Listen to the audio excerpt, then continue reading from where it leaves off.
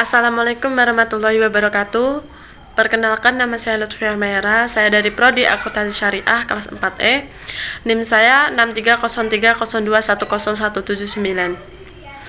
Di sini saya akan menjelaskan sedikit materi tentang uji statistika non-parametrik. Uji non-parametrik, yang pertama, uji statistika ini didasarkan pada dua pertimbangan, yaitu ada dua. Satu, jenis pengukuran data. Dua, bentuk distribusi populasi. Uji statistika ini terbagi menjadi dua. Yang pertama, uji parametrik, dan kedua, uji non-parametrik. Uji parametrik ini berskala interval atau rasio dan distribusi normal. Sedangkan uji non-parametrik ini berskala nominal atau ordinal dan distribusi tidak diketahui. Jenis uji statistika untuk uji parametrik ada tiga. Yang pertama, uji statistika Z, uji statistika T, dan uji statistika F. Jenis uji statistika untuk uji non-parametrik, yang pertama, uji chi-squares. Dua, uji tanda. Tiga, uji ranking tanda Wilcoxon. Empat, uji Mann-Whitney-Wilcoxon. 5. Uji Kurkas-Weiss, dan yang terakhir uji Spearman-Rank Correlation. Uji non-parametrik itu ada kelebihannya dari uji non-parametrik. Yang pertama, digunakan pada data skala nominal atau ordinal. 2. Digunakan untuk sampel kecil dan tidak memerlukan informasi populasi. Dan yang ketiga, pada umumnya mudah dipahami daripada uji parametrik. Keterbatasan uji non-parametrik ketika menggunakan data skala nominal atau ordinal, setiap data hasil perhitungan tidak diperlakukan dalam uji ini, sehingga data hasil perhitungan ini akan tidak berguna.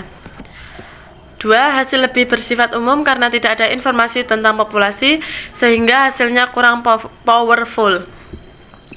2. Uji tanda. Uji tanda ini didasarkan pada perbedaan tanda antara dua observasi yang berhubungan dan memberi tanda positif.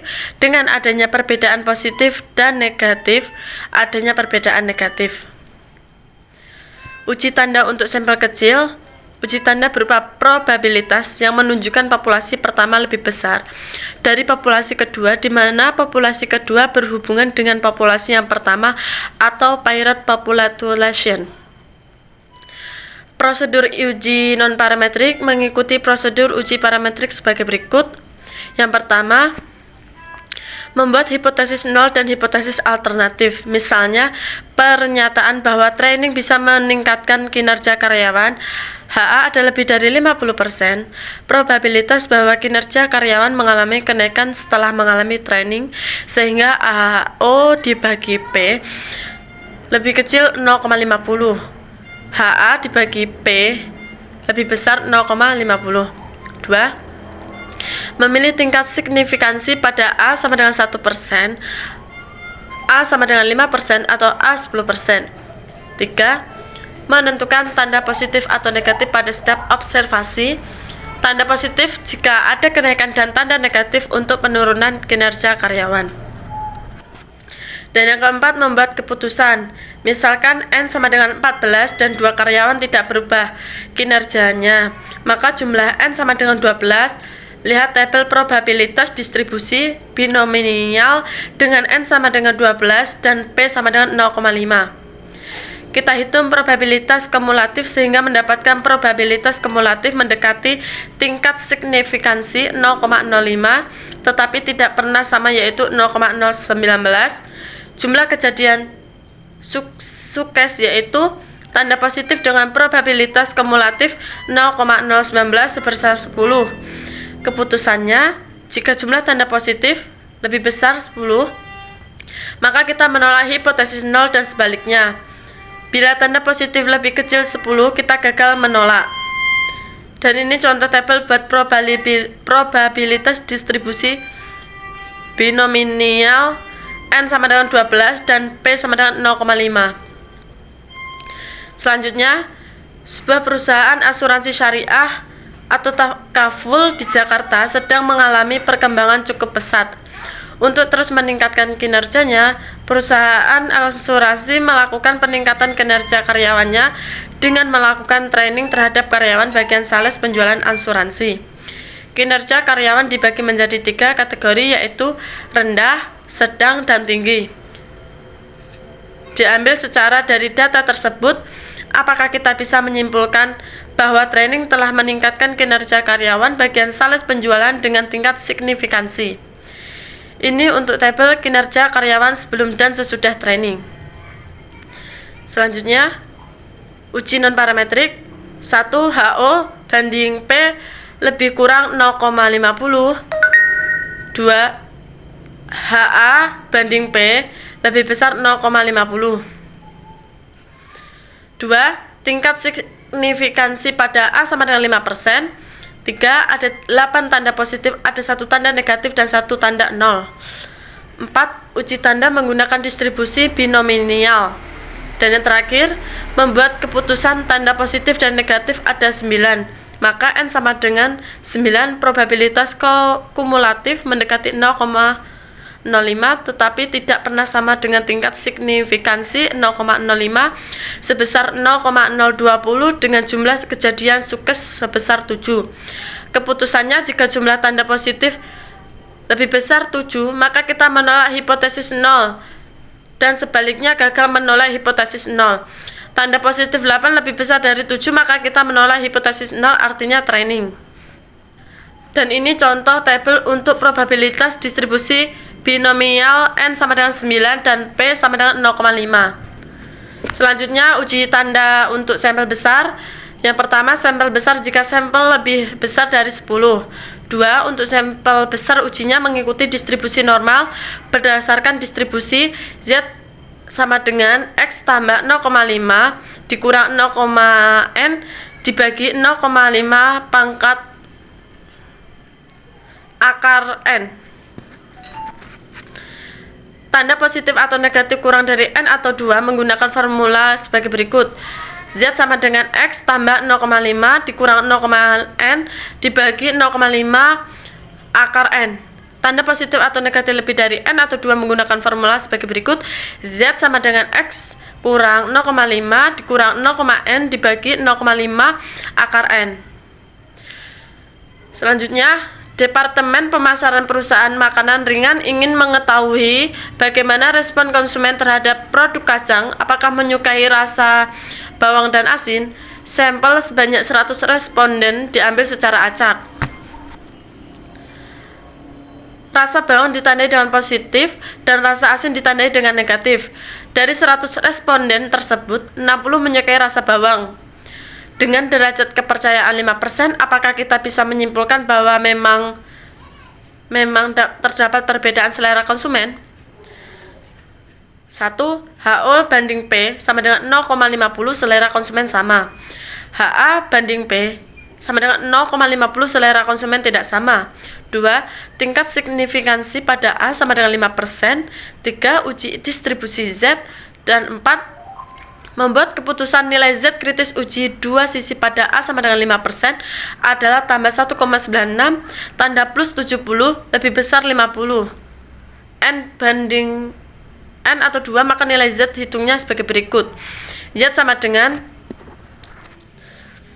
X kurang 0,5 dikurang 0,N banding dibagi 0,5 akar N sama dengan 60 dikurang 0,5 dikurang 0,5 buka kurung 100 dibagi 0,5 10 sama dengan 1,9. Nilai Z hitung 1,9 lebih kecil 1,96, sehingga kita gagal menolak HO. Kesimpulannya, dari sampel yang ada belum bisa membuktikan bahwa konsumen mempunyai selera yang berbeda. Uji hipotesis median. Uji median dilakukan dengan uji tanda. Tanda positif untuk observasi di atas hipotesis median, tanda negatif untuk observasi di bawah hipotesis median, dan observasi sama dengan hipotesis median, maka tandanya 0 sehingga bisa dihilangkan observasi ini. Prosedur uji tanda untuk median ini sama dengan uji tanda sebelumnya. Pada tahun 2013, median harga rumah tipe 36 di Jakarta adalah sebesar 330 juta. Departemen Pemasaran sebuah real estate di Jakarta ingin mengetahui apakah memang median harga rumah tipe 36 tahun 2014 memang sudah berbeda dari tahun sebelumnya. Sebanyak 64 rumah tipe 36 diambil secara acak. Dari 64 sampel yang ada, 41 rumah tipe 36 mempunyai harga di atas 330 juta. Dua rumah harganya di bawah 330 juta dan satu rumah harganya 330 juta. Dengan tingkat signifikansi 5%, apakah kita bisa menyimpulkan bahwa median harga rumah tipe 36 di Jakarta telah berubah? H0 banding median sama dengan 330 juta, HA banding median sama dengan 330 juta, tingkat signifikansinya pada A sama dengan 5%, uji distribusinya Z, membuat keputusan nilai Z kritis uji dua sisi pada A sama dengan 5% adalah tambah 1,96. Tanda plus 41 lebih besar 32, N atau 2, maka nilai Z hitungnya itu rumusnya Z sama dengan X dikurang 0,5 dikurang 0,5 N dibagi 0,5 N sama dengan X nya itu 41 dikurang 0,5 dikurang 0,5 dan 64 dibagi 0,5 dan N nya itu 8 sama dengan 2,125. Nilai Z hitung 2,125 lebih besar 1,96 sehingga menolak HO. Kesimpulannya, sampel cukup bukti bahwa median harga rumah tipe 36 telah berubah pada tahun 2014 di Jakarta. Selanjutnya, uji ranking tanda Wilcoxon. Uji ranking tanda Wilcoxon atau Wilcoxon Signet Rank. Yang pertama, uji statistika perbedaan dua sampel dependen di mana datanya skala ordinal. Dua, data tidak berdistribusi normal. Adapun prosedur atau langkah uji ranking tanda Wilcoxon itu ada 5. Yang pertama, mencari perbedaan skor antara dua sampel yang diambil. 2. Mencari nilai absolut perbedaan skor dua sampel tersebut. Jika perbedaannya 0, maka kita tidak masukkan dalam analisis. Dan yang ketiga, melakukan ranking nilai absolut dari yang terkecil sampai yang terbesar. Yang keempat, jumlah ranking paling kecil disebut sebagai T digunakan untuk uji statistika. Dan yang terakhir, membandingkan nilai kritis distribusi Wilcoxon dengan nilai T yang kita cari. Jika nilai T lebih besar dari nilai kritisnya, maka gagal menolak hipotesis 0. Selanjutnya, sebuah lembaga analisis keuangan ingin mengetahui apakah kondisi ekonomi tahun 2014 lebih baik daripada tahun 2013. Untuk itu, lembaga tersebut membandingkan rasio harga dan pendapatan atau price-earning ratio sama dengan PE rasio saham di Bursa Efek Indonesia di kedua tahun tersebut. Sebanyak sampel 12 perusahaan diambil secara acak sebagai sampel. Dengan derajat kepercayaan 5%, apakah kita bisa menyimpulkan bahwa PE rasio tahun 2014 lebih baik dari tahun 2013? Dan ini contoh untuk tabel data PE rasio tahun 2013 dan 2014. Selanjutnya, HO tidak ada perbedaan PE rasio tahun 2013 dan 2014. HA banding PE rasio tahun 2014 lebih tinggi dari PE rasio tahun 2013. Tingkat signifikansinya pada A sama dengan 5%. Uji statistika ranking tanda Wilcoxon membuat keputusan. Nilai Wilcoxon kritis uji satu sisi pada A sama dengan 5%, pada sebesar 12 adalah 17. Tidak ada perbedaan 0 PE rasio tahun 2013 dan 2014, maka N sama dengan 12. Nilai T hitung adalah 5, yaitu nilai perbedaan ranking yang terkecil. Nilai T hitung sebesar 5 kurang kecil nilai kritisnya 17 sehingga kita menolak HO. Kesimpulannya bahwa sampel cukup memberi bukti bahwa PE rasio tahun 2014 lebih tinggi dari signifikansinya. Dan ini contoh ini contoh tabel buat PE rasio tahun 2013 dan 2014. Selanjutnya ini tabel buat uji ranking tanda Wilcoxon dengan program. Selanjutnya 6. Uji man with new Wilcoxon itu ada 3. Uji memerlukan persyaratan bahwa data paling tidak merupakan skala ordinal. 2. Uji perbedaan dua sampel dengan sampel adalah independen atau Wilcoxon rank dan sum test. Dan yang terakhir, data tidak distribusi normal. Lalu uji man with new Wilcoxon untuk sampel kecil. Prosedur untuk uji dua sampel independen dengan MWW sebagai berikut. Yang pertama, menggabungkan data dari dua sampel independen dan melakukan ranking. 2. Menjumlahkan setiap ranking secara terpisah berdasarkan sampel masing-masing. Mencari nilai statistika T, yaitu jumlah ranking yang paling kecil dari dua sampel yang ada. Membandingkan nilai kritis distribusi MWW dengan nilai T, hitung yang kita cari pada langkah ketiga. Adapun nilai kritis distribusi MWW sebagai berikut.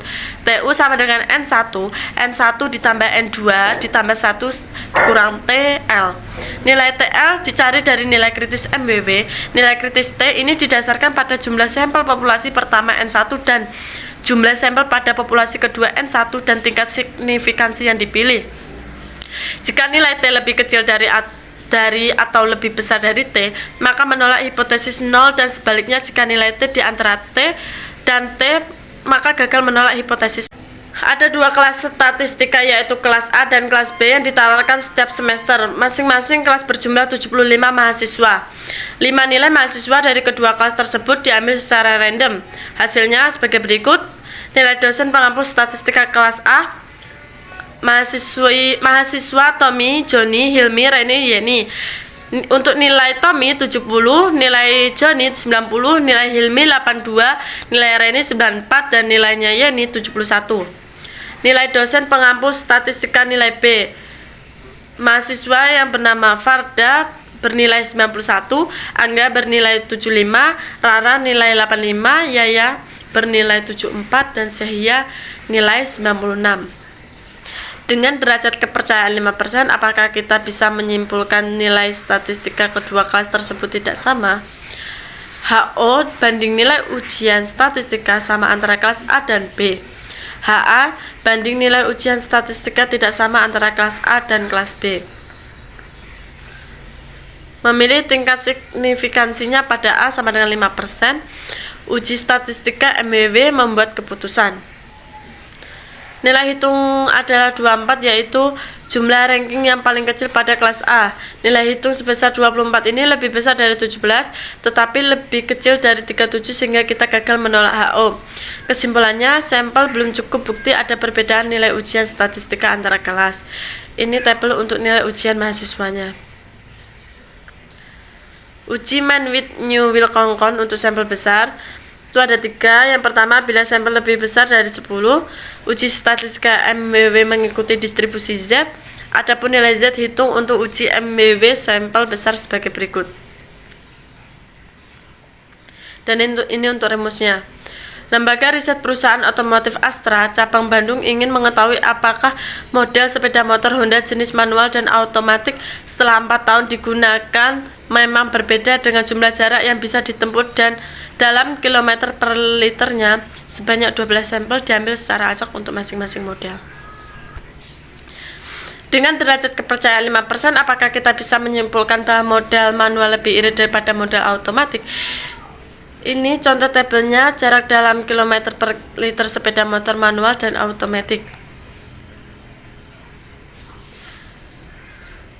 Untuk HO-nya, banding tidak ada perbedaan jarak tempuh per liternya antara sepeda motor manual dan otomatik. HA-nya, jarak tempuh per liternya sepeda motor manual lebih jauh daripada otomatik. 2. Tingkat signifikansi pada A sama dengan 5%. Uji statistikanya MWW sampel besar. Membuat keputusan nilai Z kritis dengan uji satu sisi pada A sama dengan 5% sebesar 1,965. Ini untuk rumus nilai Z hitungnya, ini rumusnya. Nilai Z hitung absolut 1,85 lebih besar dari nilai Z kritisnya absolut 1,65. Kesimpulannya bahwa sepeda motor Honda manual lebih irit dari sepeda motor otomatik. Dan ini untuk uji MEW dengan menggunakan program. Selanjutnya, uji Kruskal-Wallis. Uji Kruskal-Wallis adalah uji alternatif ANOVA ketika data yang kita punyai merupakan data dalam skala ordinal dan distribusi data tidak mengikuti distribusi normal. Uji Kruskal-Wallis ini membutuhkan data sampel yang bersifat independen. Hipotesis 0 HO menyatakan bahwa sejumlah K populasi mempunyai distribusi sama, sedangkan hipotesis alternatifnya HA menyatakan bahwa sejumlah K populasi tidak mempunyai distribusi yang sama. Nilai statistika Kruskal-Wallis dicari dengan 1. Semua sampel dikelompokkan menjadi 1. 2. Melakukan ranking jika ada ranking sama nilai dicari dengan rata-rata. Adapun formula mencari nilai hitung dari Kruskal-Wallis sebagai berikut. Ini rumusnya. Seorang analisis di bidang keuangan ingin mengetahui apakah terdapat perbedaan tingkat keuangan persen 3 bank syariah milik pemerintah, ada Mandiri, BNI, dan BRI. Jika distribusi populasi ketiga sampel tersebut tidak diketahui, apakah kita bisa menyimpulkan bahwa terdapat perbedaan tingkat keuntungan ketiga bank syariah tersebut dengan tingkat signifikansinya A sama dengan 5%? HO distribusi populasi adalah sama, HA dibanding distribusi populasi adalah tidak sama. Tingkat signifikansinya pada A sama dengan 5%. Uji statistika uji Kruskal-Wallis membuat keputusan uji Kruskal-Wallis mengikuti distribusi X pangkat 2, nilai kritis distribusi X pangkat 2 dengan A sama dengan 5% dan DF sebesar K kurang 1 sama dengan 3 kurang 1 sama dengan 2, di mana K adalah 3 populasi sebesar 5. Ini untuk rumusnya. Nilai Kruskal-Wallis sebesar 12,3927 lebih besar nilai kritis X pangkat 2 5,991, sehingga kita menolak hipotesis 0. Kesimpulannya ada perbedaan tingkat keuntungan antar ketiga bank tersebut. Dan ini untuk tabel uji Kruskal-Wallis dengan program SPSS. Selanjutnya, uji korelasi ranking Spearman.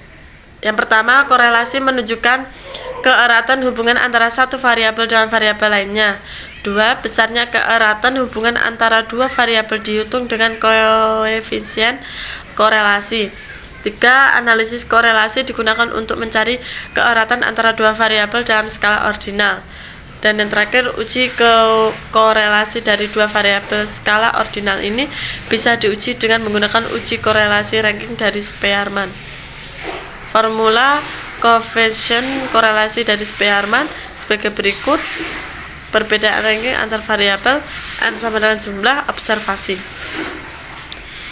Uji signifikansinya koefisien korelasi. Yang pertama, hipotesis 0 dan hipotesis alternatif sebagai berikut. HO banding R sama dengan 0, HA banding R sama dengan 0. Hipotesis 0 mengatakan bahwa tidak ada korelasi antar dua variabel, sedangkan hipotesis alternatifnya mengatakan terdapat korelasi. 2. Memilih tingkat signifikansi pada A sama dengan 5%. 3. Menentukan uji statistika korelasi Spearman. 4. Membuat keputusan uji statistik untuk sampel lebih dari 8 adalah mengikuti distribusi T dengan derajat kebebasan DF sebesar N sampai 2. Adapun formula. Perusahaan asuransi syariah Takaful di Jakarta melakukan training terhadap karyawan bagian pemasaran. Adapun datanya sebagai berikut. Ini untuk tabelnya. A. Hitunglah dan interpretasikan nilai koefisien korelasi. B. Dengan A sama dengan 5%, apakah bisa disimpulkan bahwa ada korelasi positif antara hasil training dengan ranking rata-rata penjualan karyawan? Ini untuk tabelnya, ranking training, ranking penjualan, perbedaan ranking. Nilai koefisien korelasi sebesar 0,939 dan bertanda positif. Angka ini menunjukkan adanya korelasi positif yang kuat antara ranking hasil training dengan ranking hasil penjualan setelah training. Uji signifikansi koefisien korelasi. HO banding R sama dengan 0, HA banding R lebih besar 0. H0 mengatakan tidak ada korelasi positif antara ranking hasil training dan rata-rata penjualan setelah training. Dan HA mengatakan ada korelasi positif antara hasil training dengan ranking rata-rata penjualan. 2. Memilih tingkat signifikansinya pada A sama dengan 5%. Dan 3. Menunjukkan uji statistika korelasi Spearman. Dan 4. Membuat keputusan nilai T kritis dengan satu sisi pada tingkat signifikansinya 5% dengan DF8 sebesar 1,860. Hitung 7,76 lebih besar nilai kritisnya 1,860 sehingga menolak hipotesis 0. Kesimpulannya bahwa dari sampel yang ada terdapat korelasi positif antara ranking hasil training dan dengan training. Dan ini contoh tabel untuk uji korelasi ranking Spearman dengan program. Sekian, itulah materi dari saya. Saya akhiri, wassalamualaikum warahmatullahi wabarakatuh.